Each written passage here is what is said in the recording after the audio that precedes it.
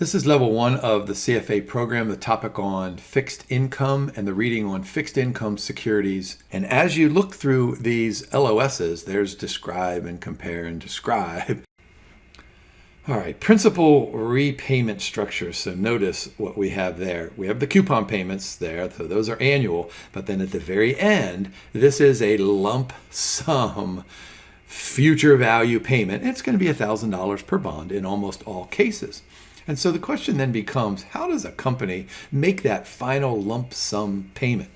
A lot of people refer to this as a balloon payment. I always tell my students, I use the terminology, think of it as a big matzo ball payment out there, right? The corporation or the government is making these small payments every year, right? What did we have in that first example? $40 and $40 and $40. It's probably really easy for the corporation to generate at least $40 in cash flow to be able to repay the bond issue, right? But where on earth are the executives going to come up with $1,000 per bond, which of course translates into 100 million or 10 billion, whatever that par value of the bond is? Where is the organization going to come up with all of that money? How do we repay?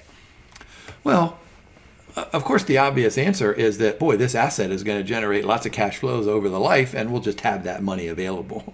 But bondholders would be less likely to lend the money, to lend the capital to the issuers initially if they were just promised some general idea that, oh yeah, hey, don't worry about it, we'll be fine because this asset is going to pay off over time. Now, let me go back here real quick. So lots of bonds are unamortized, which means that the corporation and the government just makes interest payments. So this is like an interest-only mortgage. Well, lots of bonds can be amortized so that once the corporation makes the coupon payment to the bondholders, then they make fixed periodic payments that reduce the outstanding principal. And so what this does is that this just it lowers default risk or credit risk to the bondholders. So look at that first arrow point. This is exactly what I was saying. It's similar to a mortgage, right? When we have a mortgage, we pay interest and principal. And so some bonds can be fully amortized, which means that at the end, with that last payment, then there's a zero balance, but they can be partially amortized. And so notice we use the term balloon payment, but the first thing in an unamortized bond, that balloon payment, that's a gigantic balloon payment. And with a partially amortized bond, the balloon payment is going to be smaller. Now, of course, you'll read about all this in the indenture as a good bondholder. And so the balloon payment could be this balloon, or it could be this balloon, or it could be a gigantic balloon. So here's just a simple illustration of coupon and principal. Now, of course, we can do this even more formally with creating something called a sinking fund payment or a sinking fund. And what this is really nothing more than a savings account. And it looks a little bit like the illustration from before, but the sinking fund is actually a separate legal entity. And so what corporations will do, let's go back to Walt Disney. Walt Disney will pick up the phone and call a financial institution and say, hey, we want to set up a sinking fund. It's like a trust fund. And so what we're going to do is every year or every 3 years or whatever it is, we're going to send you a bunch of money. And we want you to invest it. And then when the bond matures in 100 years, right, that Walt Disney bond is 100-year maturity. In 100 years, we want you to send us our 400 million or 600 million, whatever that future value is. So look at the first arrow point. It's a cash reserve. We send it to the trustee. And what it does is it allows the corporation to retire either the entire amount at one time or in increments. Yeah, good advantages. Formal plan, reduces credit risk. I said that. Disadvantages, reinvestment rate risk. I'll talk about that in just a second. But how about the issuer may have the option to repurchase the bond below those market prices. So this is what's known as a callable bond. And so there's some disadvantage to the bondholder in that the bondholder might not receive all of those payments at maturity, but might receive them before maturity. And then, of course, if the bondholder receives that maturity payment before the maturity date, then it has to reinvest that in in probably a lower interest rate bond. All right, so those conversations that we just had, those were pretty much fixed rate bonds. But what did I say earlier? We can have floating rate bonds where the interest rate floats upwards if interest rates are rising and floats downwards if interest rates are falling. There's my reference to LIBOR, but the reading, I'm guessing that the CFA Institute will catch up to LIBOR being out of favor at some time in the near future. And so what happens is that the coupon rate will go up when interest rates go up. How about if I say it a different way? The coupon rate will rise when the yield to maturity on the bond rises. And so when what happens with these floating rate notes is that they almost always sell around the par value of $1,000. That's why that second arrow point, unlike plain vanilla bonds, these floating rate notes are less affected by changes in interest rates. And that's what I meant when I said that the price is going to be somewhere around $1,000. In fact, on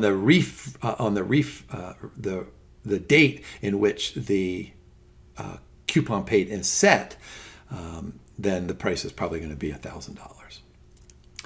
Now, some of these bonds have an embedded option in them that says something like, okay, coupon rate is 5%, and if yield falls, it'll be 4%. If yield falls, it'll be 3%. If yield falls, it'll be 2%. Wait a minute. We have a floor in there. It can never go below 2.5%. That's a floor. And of course, there's some bonds that could have a ceiling. There could be some bonds that have a range. I mean, these embedded options are really the coolest things about the bond market and the fixed income security market, because you can put an option in there to do almost anything. I mean, think about it. You could be a bondholder and you could say to Walt Disney, you could say, look, when you pay me that 5th coupon payment 5 years from today, I want to have the option of receiving that coupon payment in US dollars, or I want to receive tickets to Disney World in Florida or California or France or whatever it is. So you could create a bond that has almost any kind of an option in it, although I'm pretty sure you can't do it the way I just suggested. Lots of smaller corporations and maybe medium-sized corporations, what they want to do is make the bond more attractive, but they don't have enough cash flows to make it attractive today. So what they'll do is they'll say something like, look, send us your money today. Let us borrow your capital. We're going to invest in this super asset over here. It's going to generate lots of cash flows, but we have competition out there. And in the first couple of years, we're going to increase our market share by 1% and 2% and 3%. So we're going to pay you a 2% coupon rate for 3 years. But after that third year, when we become super profitable, we'll increase that to 4%. And then after 6 years, we'll increase that to 8% or some big number. So this is called a step-up bond, in which the coupon rates are set to increase. And you could have, Walt Disney could have issued his 100-year bond with 100 steps. He could say in year 1, the coupon rate is 1.1%. In year 2, 1.2% and 1.3%. He could do that, but it doesn't make a whole lot of sense. Usually there's one step in a step-up coupon bond, but there could be 2 or 3. There's really nothing to prevent the company from doing that. How about these things called credit-linked bonds? All right, so what do we know? We're going to learn lots about this in the future, but let me just say that, of course, when you as the bondholder purchase a bond, you have some probability that you're not going to receive your coupon or your principal payment.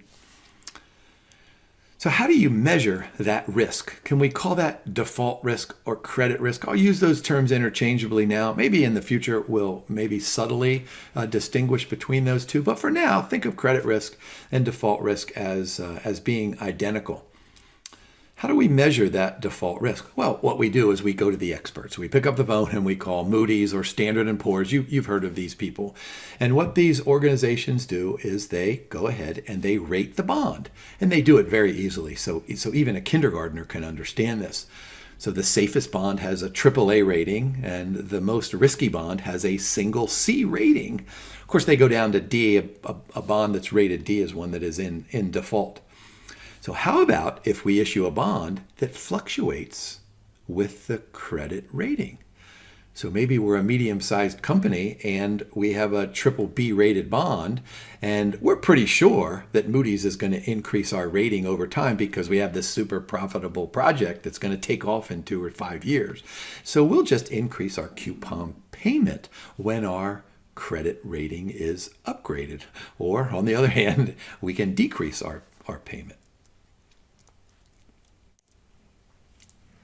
This is what I was saying earlier about Walt Disney giving its bondholders tickets to one of its theme parks, a payment in kind bond. That really doesn't work this way. But what Walt Disney will do is, instead of giving the bondholders cash, Walt Disney will send the bondholders more bonds.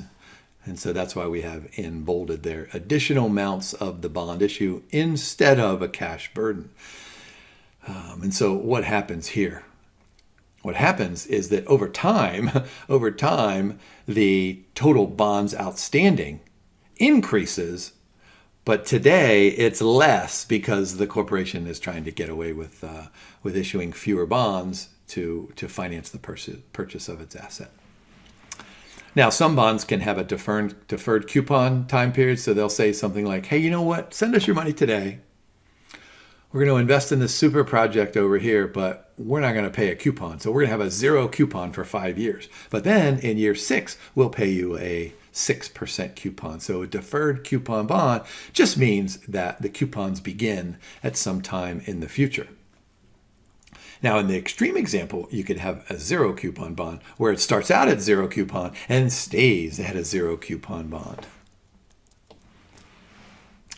Now, remember I said earlier that some of these things can get really cool. Here's one of these cool things here, an index-linked bond. So let's suppose that I borrow some money from you guys, you're my bondholders, and I invest in this super asset over here. And I say something like, hey, look, I'm not going to promise you a fixed coupon rate.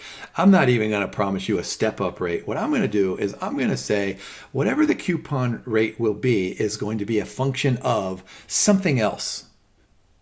You ready for that something else? How about the something else being the price of gasoline in the state of Alaska?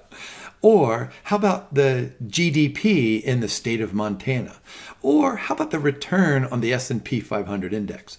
Or how about the earnings that I generate over the next 3 years? And we'll take an average here. So these can be linked to inflation. They can be linked to energy. They can be linked to almost anything. And sure, I promise you that those of you, and I'm sure there are tons of you out there in the financial services industry, there are people out there thinking of, all right, what can I link these bonds to? And maybe you're saying, oh, let's link it to the rate of return on the Pink Panther diamond that Jim said earlier. Of course, it's priceless, so you can't really calculate a return on something that's priceless. Remember, I used the term embedded options a couple of times in this recordings. What the reading refers to these things as contingency provisions. So these are provisions that are enacted only under certain conditions. These rights are called options. So there we go. Embedded options. They can be callable bonds, they can be putable bonds, and they can be convertible bonds. And so let's go through these here. Callable bond gives the issuer, so this is Walt Disney, or this is Coca-Cola, or this is the federal government, the right to force the bondholders to sell the bonds back to them before maturity. And this occurs almost exclusively during periods of falling interest rates. And this is no different than what you or I have done. I ask my students this. I say, hey, ask your parents what kind of a house they would have bought back in 1981, somewhere in the United States. And those of you who are in the United States, now I know a lot of you are younger, so ask your parents. Maybe you'd have to ask your grandparents. If they'd have bought a house in 1981, mortgage interest rates were 16% or 18%, so the house would have been, you would have bought a teeny weeny house. Teeny weeny, by the way, is not a finance term. So what happens? We had the great Paul Volcker attack inflation, back in the 80s. And so what happened? Inflation came down, interest rates came down, so that by, 6 or 8 or 10 or 12 years later, mortgage rates were substantially lower than 16 or 18%. So what did we do? What did your parents do? what did my parents do? Well, they refinanced their mortgage. And so this is what a callable bond is for. When interest rates fall, it allows the corporation or the government to force the to force the bondholders to sell their bonds back to take advantage of lower interest rates. Now, from the bondholder's perspective, this is not good news because look, when interest rates fall, we know that bond prices go up. And so a bond that was issued at a 16% coupon rate that yield to maturity now is just 6%. That bond price might be $1,200 or $1,300. But the issuing company doesn't owe you $1,200 or $1,300. All they do is owe you $1,000. So that's what that final arrow point means. From the investor's perspective, there is a higher level of reinvestment risk associated with buying a callable bond. So when a firm or a government issues a callable bond, the bondholders, they ratchet up that yield to maturity and they're willing to pay a lower price as protection against the bond being called. So you might say, well, why would the bondholders buy a callable bond? And the answer is because they can pay less for it. And then your follow-up question might be, well, what if interest rates are going to fall? Aren't bondholders stupid to buy a callable bond? And the answer to that might be yes. But the answer might be, wait a minute, there are other embedded options out there, and there's a putable bond. So this gives the bondholder the right, but not the obligation, to force the issuer to repurchase those bonds. And this has occurred during the case of rising interest rates. And so think of callable bonds and putable bonds. Here, let me go back here real quickly. So notice what we have in parentheses, right? It benefits the issuer, callable bonds. Here, putable bonds benefits, did I say that wrong? It benefits the issuer, and then here, the putable bonds benefits the investor. And then convertible bonds, this is the right but not the obligation to convert the bonds into shares of stock, and those number of shares of stock will be outlined in the bond indenture. But a convertible bond is good for both sides. It's good for the issuer because bondholders are willing to pay a higher price for the bond because they might be able to share in the profitability of the corporation at some time in the future. And then the bondholders might benefit in the future because they might trade their bonds in for shares of stock. So suppose that the stock price today is $100. And in 5 years, you can turn your bonds into, let's say 1 share of stock. But in 5 years, let's suppose the share of stock is worth, let me pick some crazy number, $10,000. So you can buy something for $100 that's worth $10,000. So a convertible bond benefits both. How about tax implications? So what do we know? At least in the United States, we know that when we receive an interest income, that's generally taxable. Well, here in the United States, we have certain rules. So if I buy a U.S. Treasury bond, I might have to pay federal taxes on that interest, but I might not have to pay taxes on my state or my local returns. And so just remember that there are different ways to think about taxation.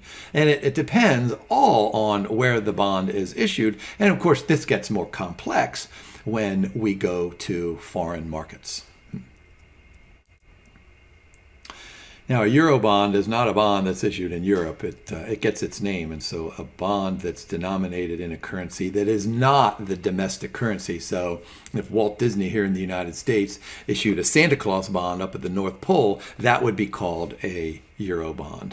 That's why we have that second bullet point there. That third one is probably important. This is a great exam question. Less regulated. They probably don't have the Pink Panther diamond in there for collateral. And then we're probably going to need the use of financial institutions that operate in different countries. And of course, I couldn't get through this slide deck without referring to one of my favorite movies. It's one of my wife's favorite movies out there. Maybe it's your favorite movie. Do you remember old Bruce Willis? He gets involved in this big old plaza, and these bad guys are in there, and they're trying to drill through a safe to get German bearer bonds. Right, $600 million in German bearer bonds. And those bearer bonds means that you actually have to bear the bond. You have to take physical ownership. And so most of these Eurobonds are bearer bonds. So there's another piece of advice for the exam. When you get to a bearer bond or a Eurobond question, think Bruce Willis and die hard. So this is what I was saying earlier about the taxation and the globalization here. So of course, the income, the coupon payment is going to be potentially taxed. Look at that third bullet point there, what I was saying earlier. So if I buy a U.S. Treasury bond, I have to report that on my 1040 that goes to the federal government, to the IRS. But I don't have to report that when I put my state and my local taxes. And of course, municipal bonds, they have tax advantages as well. So remember, there are different tax implications. Remember, the CFA Institute, they're not requiring us to become, tax lawyers or tax accountants. They just kind of want us to know general ideas about taxability. But capital gains tax, so if we buy low and sell high, that probably generates a capital gain. And maybe we pay a different tax rate, but we're probably going to have to pay taxes on it. And that takes us through all these LOSs. This was super fun for me. I hope you guys enjoyed this, and knowing that this is really just the foundation for learning the next series of readings. So in future readings, we're going to take a look at some more of these details, but most importantly, we're going to learn how to price a bond and to price all of these different kinds of bonds. And then we'll talk about risk as well. So lay the foundation. So what did I say in that very first slide deck? Know the answers to the following questions. Who issues the bonds? What do they do with the proceeds of the bond issue? And then what impact does all of this stuff have on the bond holders? So thank you for watching, and good luck studying.